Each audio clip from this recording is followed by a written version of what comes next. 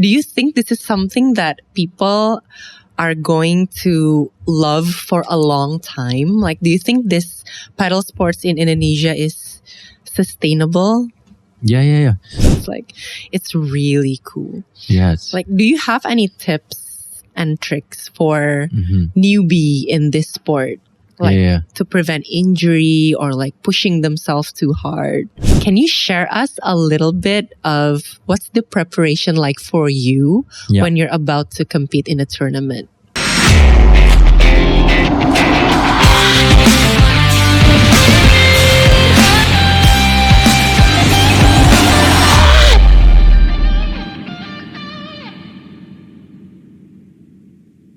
Halo Dasher, selamat bergabung dan kembali di Easy Pace Podcast persembahan dari Dashboards.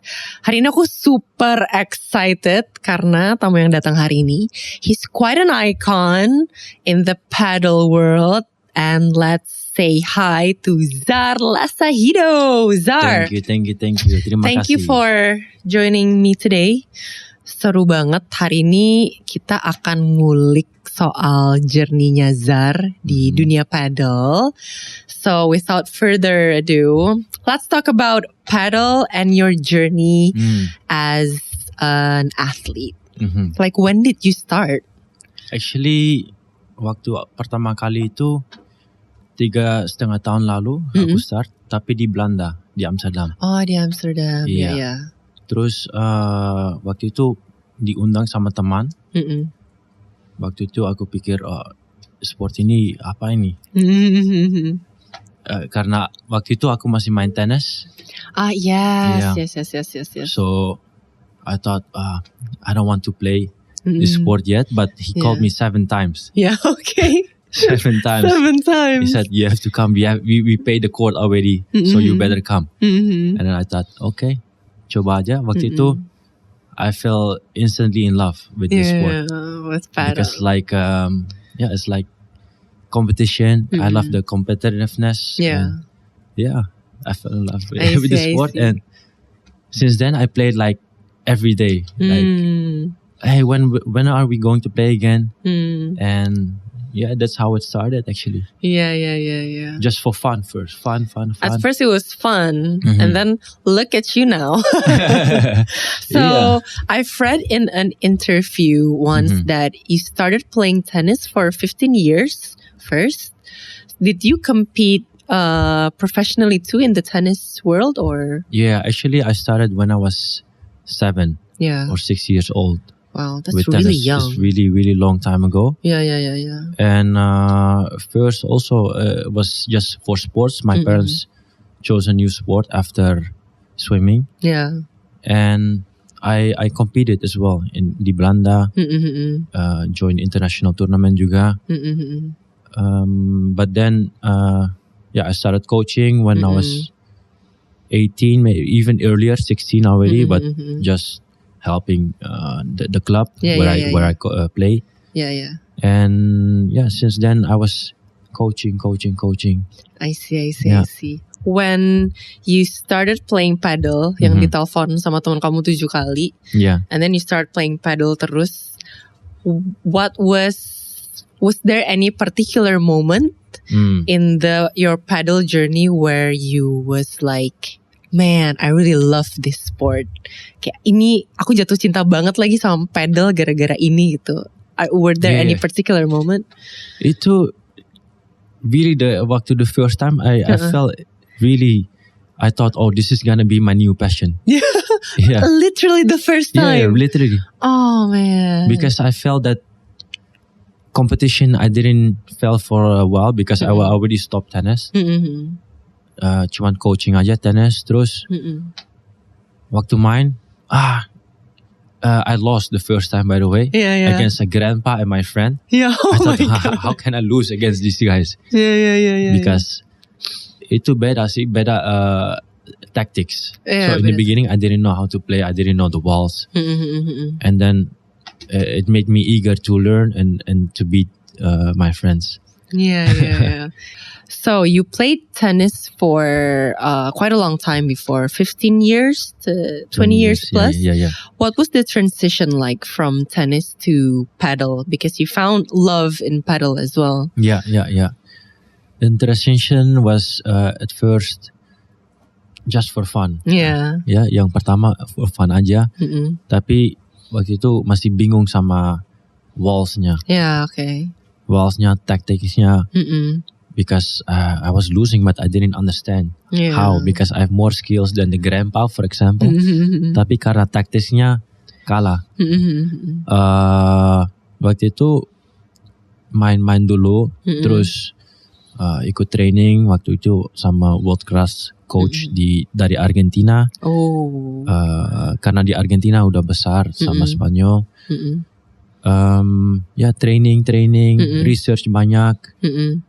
So yeah, slowly but surely I was getting better in the sport. The transition from tennis to paddle was good. Yeah. And yeah, I had to leave some tennis mindset because you have to switch. Yeah, just training and playing a lot. Yeah. This is how I transitioned from tennis to paddle. How long did it take for you to finally understood the tactics, the gameplay, and everything? For me, it was the walls. Yeah. Took a while because at first this was like very new for me, the walls. I couldn't understand it, but because of the training, it helped me a lot to grow. But it took me, it's a process, couple of months. I didn't know exactly like, oh, this is the moment that I can do it, but it's like a process, couple of months, a year, I believe actually. Yeah, it took me a couple of months, but I don't know exactly how long it again. But through training, and that make you grow. I see. And then you compete banyak lomba juga habis ikutan training itu segala macam like. Iya, aku langsung ikut turnamen habis 3 minggu tapi kalah besar. Oke. Ini kekalahan pertama dalam paddle itu berarti pas habis 3 minggu. Iya. Belajar itu. Iya, langsung main. Kalah. Tapi karena nggak tahu taktiknya, nggak ada coaching. So yeah, that's normal. So habis itu aku tahu ya perlu coaching, perlu training, perlu time and research, so I could fully understand the game. I see. Okay, so you have learned paddle, and now you're teaching people. You have your own classes for paddle too. Like, what's it like for you from athlete to coaching? Yeah. As an athlete, you focus more on yourself, and also your partner, because it's a team sport. But as a coach, I focus more on the student, how to make you better. Yeah. And it's easy to switch that mindset because it's also passion aku. Yeah. Kalau udah passion enak ya ngejalaninnya ya. So yeah, it doesn't feel like work juga for me if I coach people. Yeah, because you love it anyway. Yeah. Sempat ada momen kesulitan atau kesusahan nggak untuk melatih seseorang, or like ada tantangan apa ketika kamu coaching orang? Ada yang susah apa? Kalau susah, no, because karena udah banyak experience sekarang throughout the years, I learned a lot through research, and the same for paddle. For me, it's important to give good, high quality coaching. So I did proper research before I trained myself, and also through experience through previous years in tennis, I believe I can give good coaching. But of course, some people are maybe less talented. But the most important is that the student have lots of fun. if they go out with a smile, then you're good. I'm happy. But also at the same time, they need to learn. Yeah. But fun is the number one for me. Fun is the number one. Ingat itu guys, yang penting tetap seru ya, tetap enjoy. Exactly. So looking back at the pedal trend in Indonesia itself, do you think this is something that people are going to love for a long time? Like, do you think this pedal sports in Indonesia is sustainable? Yeah. So I believe this sport is for longer term. And this is just the beginning. You see, of course, you hear a lot about pedal. Probably all of your friends are playing. A lot, yeah. You know, and ini bukan cuma di Jakarta, tapi di seluruh dunia ini lagi happening sekali. Ada banyak pemain bola, lagi invest. Qatar dia beli competitionnya Premier Padel. So I believe people are also more conscious about health. Yeah. So they're looking for a new sport like paddle, and it's the fastest growing sport in the world sekarang. So I think it's gonna be a long term sport. Yeah, I do agree though. 2 tahun yang lalu aku sempat iseng ke Bali. Sebelumnya it was like tennis, and then suddenly it was like paddle. They even have their own social club di Bali yang khusus paddle, and I was like masih wondering gitu, ini what sport is this exactly? And then tiba-tiba pas balik ke Jakarta mulai satu lapangan paddle, and then there's another paddle court, and then everyone is doing paddle right now. So it's like, it's really cool. Yes. Like, do you have any tips and tricks for newbie in this sport? Like to prevent injury or like pushing themselves too hard? Yeah. Now I see, if tips for newbies. Yeah. Try to have search for friends that are playing already. And there are a lot of communities di Jakarta.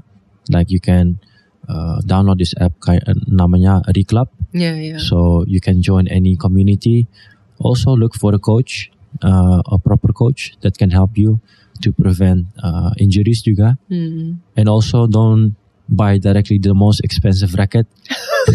I think that's very important because people keep asking like each other, okay, what racket should I buy before they even try the sports? And it's like, so like, what should we prepare if we want to start playing paddle? Yeah, just go to a shop. They can recommend you the best rackets for you at this moment. For newbies, I would start with the round shape racket. Karena itu lebih lighter, so it helps you also with the development of your technique and also prevention of your injuries. I see. So I would start with that. And also wear at least tennis shoes or paddle shoes, because running shoes is not made for paddle. It can also get you injuries, so better have the right material. Yeah, I think that's very important. I think sometimes I still see a lot of people who wears running shoes on not only paddle but like tennis court as well, and I think it's kind of dangerous. Yes, dangerous. Yes, for the ankles. So, yeah, it's okay. Tennis shoes and paddle shoes are investment. Yeah. Like, do you think paddle could like replace the tennis hype in Indonesia? Replace, not really, I think, but it can help each other for sure. But not replace. Okay. But people that already play tennis can easily also do paddle. It's just go side by side. Yeah, exactly. I see. And so it's not only tennis players, but also badminton. Badminton is big here in Indonesia. Yeah, it's really big. Yeah. And also even people that never play sports suddenly play paddle. Not once a week, but twice a day or 3 times. Twice a day. Yeah, that's like amazing. People's devotion in the paddle sports, I would say, top notch. Yeah, that's really great to see. Yeah. And great for the sport, and also great for your health. Yeah, true. Yeah. Totally agree with that. So other than coaching, do you still compete as well? I still compete. Yeah. I go next week to KL, Kuala Lumpur. Yeah. It's an international tournament. Yeah. And it's for the world ranking paddle. Yeah. So I saw the post on Instagram. I was like, oh man, he's competing that's next week, right? Yeah, next week. Yeah. Oh, good luck. Thank you. Can you share us a little bit of what's the preparation like for you when you're about to compete in a tournament? The preparation is have training. Yeah. I need to spar with people. I need to play matches. I need to go to the gym, have good food, good sleep. So then I'm fully prepared for the tournament. Yeah. How do you manage your time between coaching and training? Is it hard or does it just come naturally for you? It's if you plan well, then you can properly plan your day and first I do coaching, and then in the evening I do some training. Yeah. So usually that's my day actually. Oh, I see. Yeah. Do you play with a lot? Is there a lot of paddle athletes in Indonesia as well that you have played with? In Bali, you have more athletes. Yeah. Okay. So it's easier to find matches and training. But in Jakarta, it's harder. Yeah. Okay. Yeah. I see.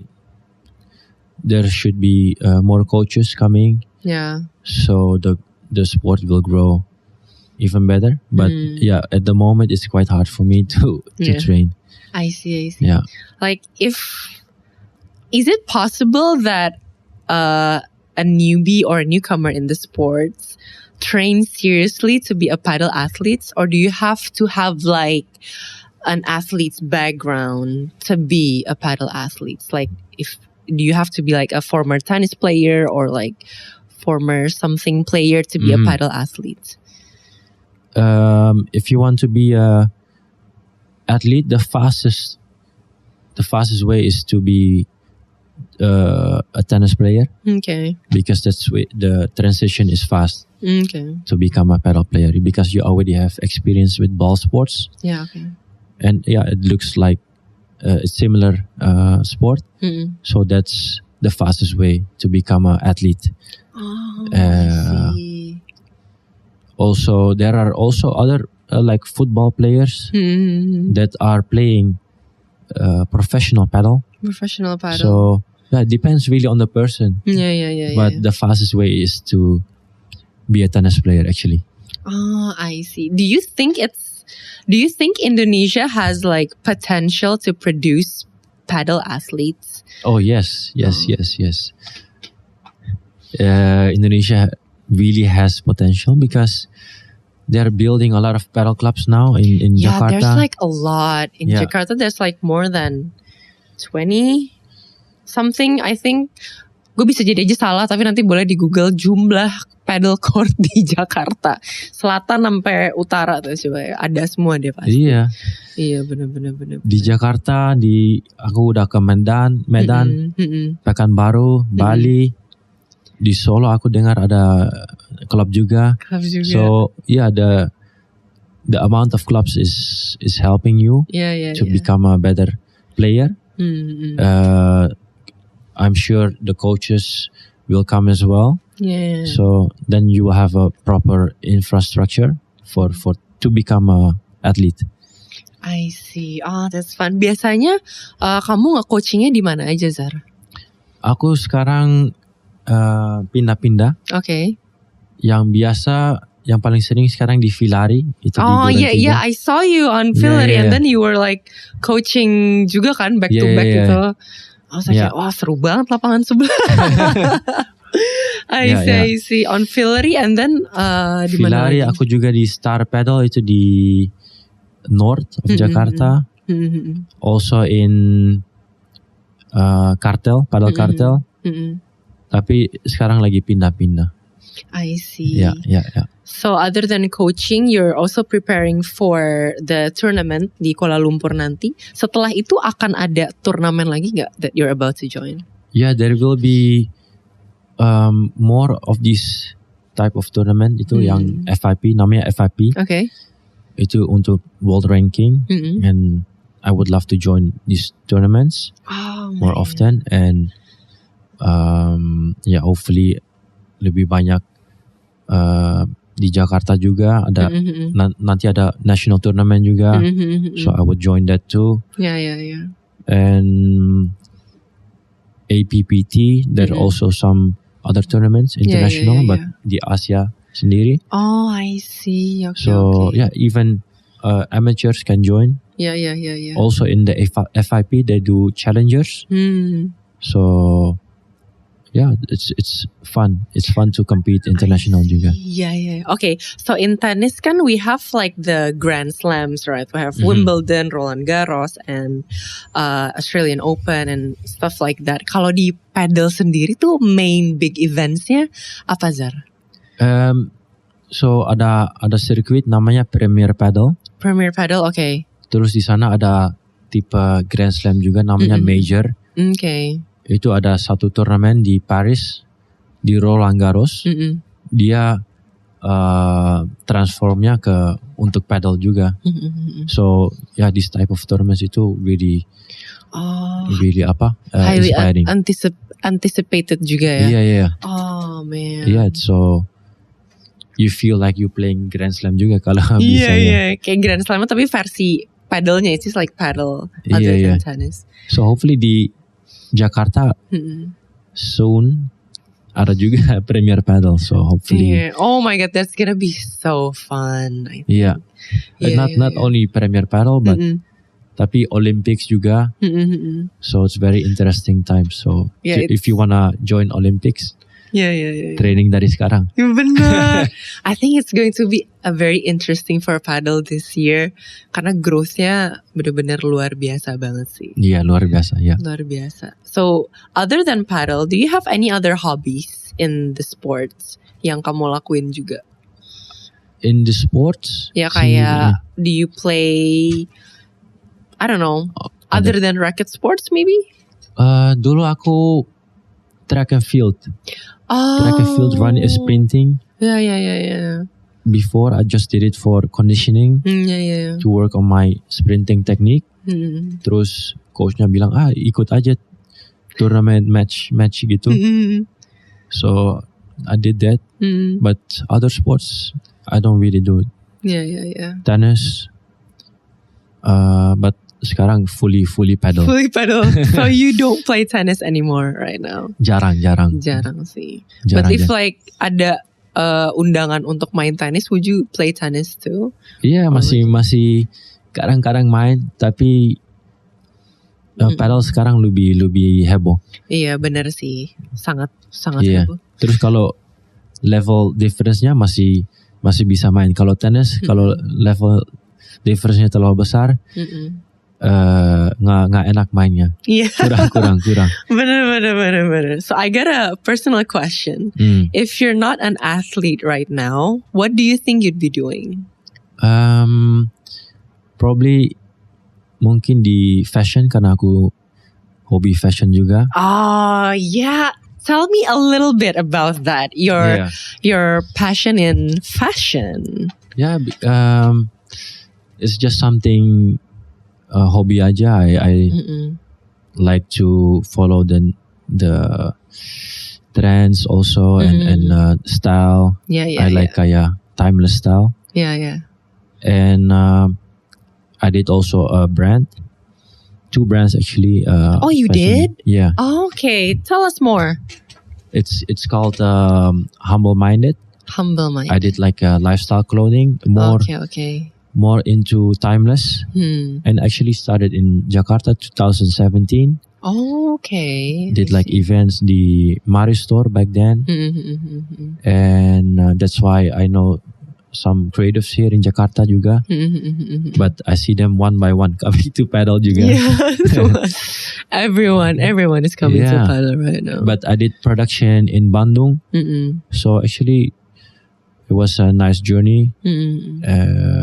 Started really from zero. Yeah. And also did a bag brand, but produced everything in Bandung. sold in Paris. I joined the fashion week in Paris and sold in the Le Bon Marché. Le Bon Marché is like the mother of all department stores of the world. It's the first one and very luxurious. Oh man, that's really cool. That was like one of the great achievements from the brand. Yeah. Oh man, that's cool. Is Humble Mind still active until now, or? Now I pause it because paddle's going nuts. Yeah, true. And then you're also an athlete, and then you're also a head coach. Yeah. so it's too much. So I focus now more on paddle, and who knows? I will do a paddle collection soon, or Kita tunggu banget sih koleksi spesial Zar in the paddle world, because I feel like paddle has a lot of chance for brands to like really explore. I mean, people like to still look cool when they play, right? So I think like fashion and sports, it goes just side by side. Yeah, true. Especially in Jakarta. Yeah, true. Jakarta's also focused on lifestyle and having the latest items and the most expensive ones also. True. That's very, very true. Yeah. Okay, so Zar, before we close this session, do you have any more tips that you can share for us new paddle players? Yeah. I would find a good coach. Yeah. Come to me. Yeah.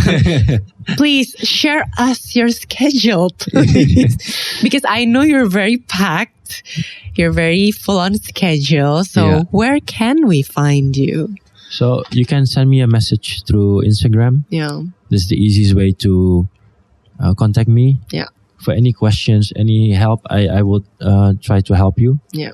So I suggest you to follow my page, share it to your friends, so you can start your journey correctly and with a lot of fun. Yeah. Oh, I love it. Always fun with Zar. Yes. I might just train with you. Let's go. I mean, I will. Okay, so Zar, thank you so much for giving us your time and energy to come to this podcast. Thank you. I really wish that Dashers yang nonton akan merasa terinspirasi dari obrolan aku sama Zar hari ini. So Zar, thank you so much. Dan untuk Dashers yang mau nonton episode ini ataupun episode yang lain, jangan lupa untuk pantengin terus Easy Pace Podcast di YouTube dan Spotify. So I'll see you guys on the next session with more topics to come. Dadah!